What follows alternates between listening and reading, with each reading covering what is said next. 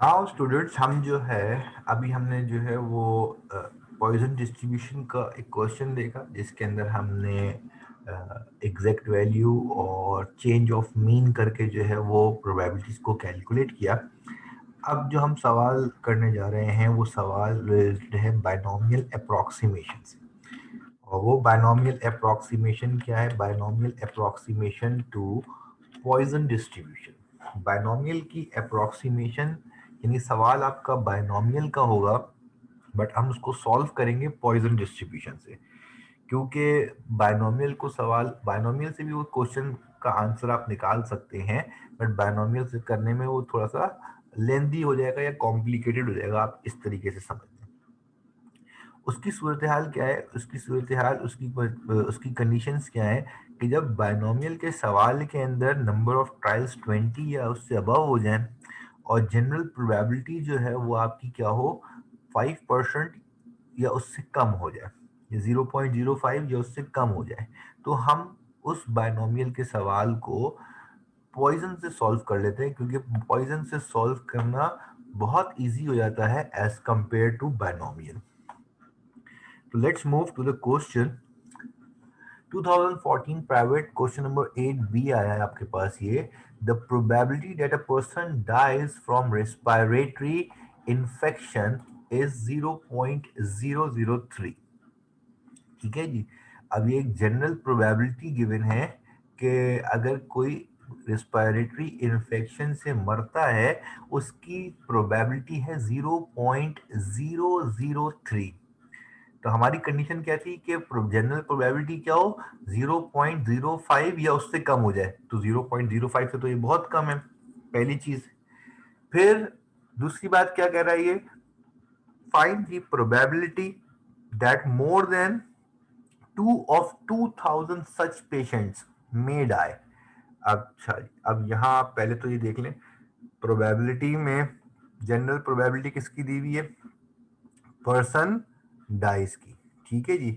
और प्रोबेबिलिटी जो मांग रहा है वो भी किसकी मांग रहा है? डाई की मांग रहा है। इसका मतलब ये डाटा के हिसाब से सिंपल सिंपल हम क्या करते हैं, इसके सॉल्यूशन के अंदर हम पहले तो इसका डाटा बना लेते हैं। यहाँ हमारे पास क्या गिवन है भाई? यहाँ हमारे पास n गिवन है 2000। हमें प्रोबेबिलिटी देखनी है कि दो से ज्यादा लोग आउट ऑफ 2000 उस रेस्पिरेटरी इन्फेक्शन से क्या हो, डाई करें। तो n तो मेरा हो गया कितना, 2000। मोर देन 2 कह रहा है, तो अब मोर देन 2 का मतलब क्या हो जाएगा? x इज ग्रेटर देन 2 कह रहा है। अच्छा, और x इज ग्रेटर देन 2 का मतलब क्या हो जाएगा? 3, 4, 5, 6 एंड सो ऑन टू 2000। ठीक है जी। क्योंकि टोटल 2000 है ना, तो 3 से लेके 2000 तक की प्रोबेबिलिटी आपको यहाँ पे रिक्वायर्ड है। मोर देन 2 का मतलब तो ये हो गया, जिस चीज की जनरल प्रोबेबिलिटी गिवन है और जो आपको रिक्वायर्ड है वो सेम है, तो इसका मतलब सवाल में वैल्यू गिवन है किसकी? पी की, 0.003। तो ये तो आप समझ गए। अब आप क्यू कैलकुलेट कर सकते हैं 1 - p करके यहाँ पे। ये सवाल तो आपका हो गया बायनोमियल का। बट ये बायनोमियल का सवाल हम क्या करते हैं, हमने देखा कि जो आपकी बायनोमियल अप्रोक्सीमेशन टू पॉइजन की कंडीशन है वो क्या है? वो है कि n जो है वो क्या हो जाए, 20 या 20 से बड़ा, और p जो है छोटा हो जाए 0.05 से।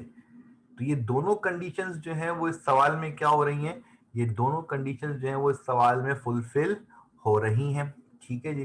तो अब हम इस सवाल को बायनोमियल से करने के बजाय हम क्या करते हैं, इस सवाल को हम यूज करते हैं इसके ऊपर पॉइजन डिस्ट्रीब्यूशन। तो हम यहाँ पे लिखते हैं क्या, बाय यूजिंग बायनोमियल approximation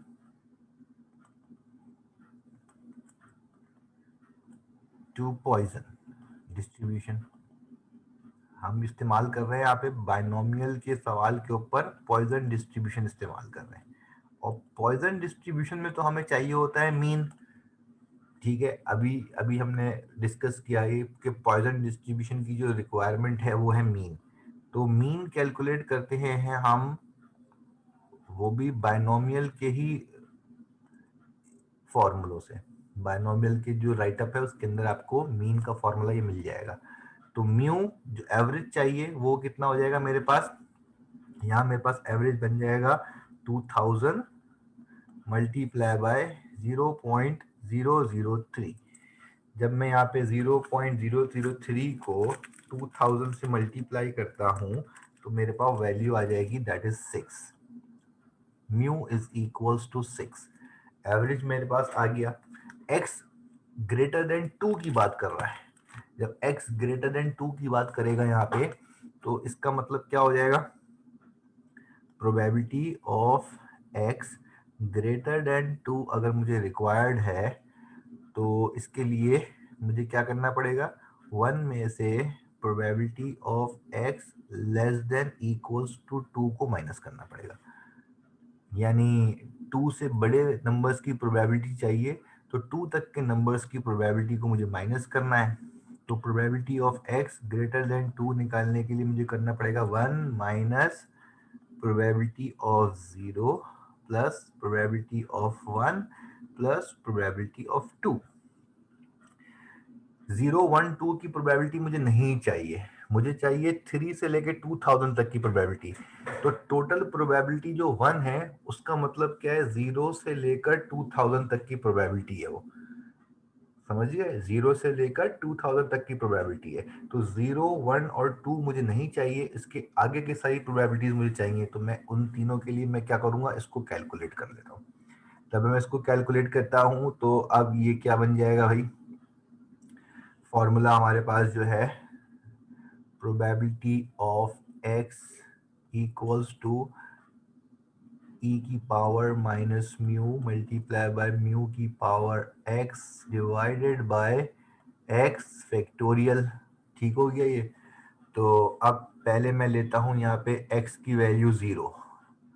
जब x की वैल्यू 0 ली मैंने, तो probability of x equals to 0 will become e की पावर माइनस 6 मल्टीप्लाई बाय 6 की पावर 0 डिवाइडेड बाय 0 फैक्टोरियल। तो probability of x equals to 0 will become e की पावर माइनस 6, ये आ रही है आपके पास 0.0024 मल्टीप्लाई बाय 6 की power 0 1 0 factorial 1। probability of x equals to 0 will become 0.0024। फिर आ जाते हैं आप x equals to 1। जब x equals to 1 आते हैं तो probability of x equals to 1 that is e की पावर माइनस 6 मल्टीप्लाई बाय 6 की पावर 1 डिवाइडेड बाय 1 फैक्टोरियल। तो probability of x equals to 1, ये हो जाएगा 0.0024 मल्टीप्लाई बाय 6 की पावर 1 6 डिवाइडेड बाय 1। तो probability of x equals to 1 will become 6 multiply by 0.0024। तो ये आ रहा है आपके पास 0.0144। फिर हम निकालते हैं x इक्वल्स टू 2। तो x इक्वल्स टू 2 के लिए क्या हो जाएगा, probability of x equals to 2 that is e की पावर माइनस 6 मल्टीप्लाई बाय 6 की पावर 2 डिवाइडेड बाय 2 फैक्टोरियल। तो probability of x equals to 2 हो जाएगा आपके पास 0.0024 मल्टीप्लाई बाय 6 का स्क्वायर 36 डिवाइडेड बाय 2, यानी 36 मल्टीप्लाई बाय 0.0024 डिवाइडेड बाय 2। ये हो जाएगा आपके पास probability of x equals to 2 will become 0.0432। अब अगर हम जो है वो यहाँ पे देख लें कि हमने जो प्रोबेबिलिटी कैलकुलेट करनी थी वो थी आपके पास क्या, that is probability of x greater than 2 निकालने के लिए 1 minus probability of 0 plus probability of 1 plus probability of 2. So it will become probability of x greater than 2 equals to 1 minus probability of 0 थी 0.0024, probability of 1 थी 0.0144 और probability 2 थी 0.0432। अब इन तीनों को प्लस करके 1 में से माइनस कराते हैं तो ये हो जाएगा आपके पास 0.0432, ठीक है जी, प्लस 0.0144 प्लस 0.0024, ये आ जाएगी 0.06 और 1 में से अगर इसको हम माइनस कर दें तो probability of x greater than 2 will become 0.94। अब ये जो probability of x greater than 2 है ये शो कर रहा है कि ग्रेटर देन 2 का मतलब क्या हो जाएगा, 3 4 5 6 7 8 9, कहाँ तक, 2000 तक। तो मुझे 3 से लेके 2000 तक कैलकुलेट करने की ज़रूरत नहीं पड़ी, ठीक है जी। मैंने क्या किया, सिर्फ 0 1 2 की प्रोबेबिलिटी को कैलकुलेट किया, जो मुझे नहीं चाहिए थे वो मैंने कैलकुलेट करे और वो मैंने कैलकुलेट करने के बाद जो है वो 1 में से टोटल प्रोबेबिलिटी में से उसको माइनस कर दिया, तो मुझे जो है वो अपना रिक्वायर्ड रिजल्ट मिल गया। अगर आप इस सवाल के डाटा को देखेंगे तो इसमें मैंने पूरा डाटा बायनोमियल की तरह बनाया है। n 2000 है, x जो है वो ग्रेटर देन 2 यानी 3 4 5 6 और उसके बाद जो है वो p की वैल्यू थी 0.003। तो आप यहाँ पे q भी कैलकुलेट कर सकते हैं और q कैलकुलेट करने के बाद अगर आप बायनोमियल का फॉर्मूला लगा के भी अगर इससे वैल्यूज कैलकुलेट करें तो आपको यही रिजल्ट मिलेंगे। पॉइंट्स के अंदर थोड़ा बहुत फर्क हो सकता है बट रिजल्ट मेजरली जो है वो सेम आएंगे। तो बायनोमियल के अंदर कॉम्बिनेशन यूज हो जाती है और पावर यूज होती है और उसके बाद इतनी थाउजेंड्स के अंदर पावर लेंगे अगर आप तो आपका कैलकुलेटर जो है वो उसको कैलकुलेट नहीं कर पाता, ठीक हो गया। तो जब आपका कैलकुलेटर उसको कैलकुलेट नहीं कर पाता तो इसीलिए हम उस वक्त फिर बायनोमियल से उस सवाल को हल नहीं करते, फिर हम क्या करते हैं, हम सवाल को पॉइजन के थ्रू जो है वो हम सॉल्व कर लेते हैं। This is called binomial approximation to Poisson distribution. और इसका सवाल आपके पास सामने नजर आ रहा होगा आपको। The probability that a person dies from respiratory infection is 0.003। तो ये जनरल प्रोबेबिलिटी आ गई जो कि 0.05 से कम है, ठीक है जी। और प्रोबेबिलिटी कैलकुलेट करनी है मोर देन 2 की आउट ऑफ 2000 सच पेशेंट्स। तो जो नंबर ऑफ ट्रायल्स हैं एन वो भी क्या हो गए 20 से एक्सीड कर गए हैं। तो ये दोनों condition binomial approximation to Poisson को सेटिस्फाई कर रही हैं, इसलिए हमने सवाल को बायनोमियल अप्रोक्सीमेशन कर दी पॉइजन डिस्ट्रीब्यूशन के ऊपर और बाकी पूरा सवाल पॉइजन से सॉल्व कर दिया।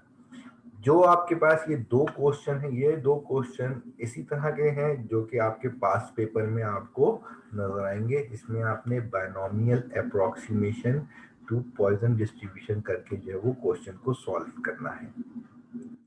आई होप कि आपको ये binomial approximation to Poisson distribution जो है वो समझ में आ गया है और इंशाल्लाह हम इसको जो है वो इसमें कोई भी क्यूरी होगी तो हम आगे आपकी क्लासेस के अंदर जो है वो उसको फर्दर डिस्कस कर सकते हैं, ठीक है।